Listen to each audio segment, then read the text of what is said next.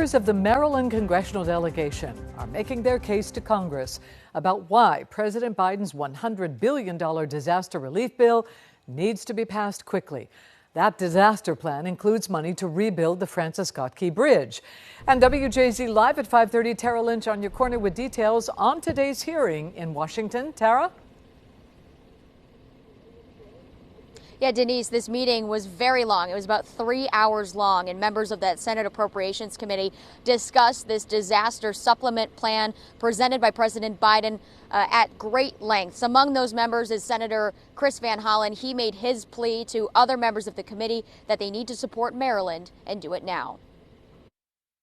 This funding request covers the entire backlog from Helene and Milton to the Francis Scott Key Bridge replacement to dozens of other disasters. Members of the Biden administration explained why President Joe Biden's $100 billion disaster supplement needs to be approved quickly by Congress.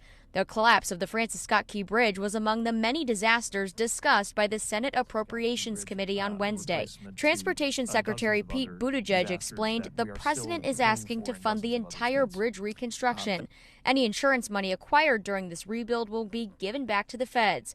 Buttigieg said this collapse underscores the need for more funding now. Right now, we have $119.6 million in the entire account, which means we are very much one disaster away from being completely out of funding.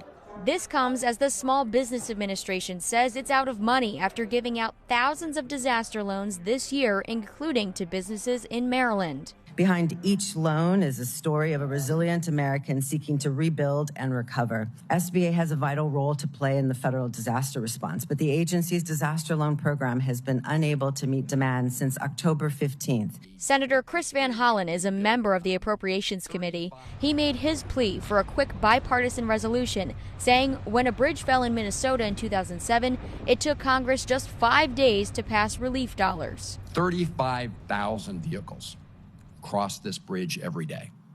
So you can imagine the congestion and loss of economic opportunity.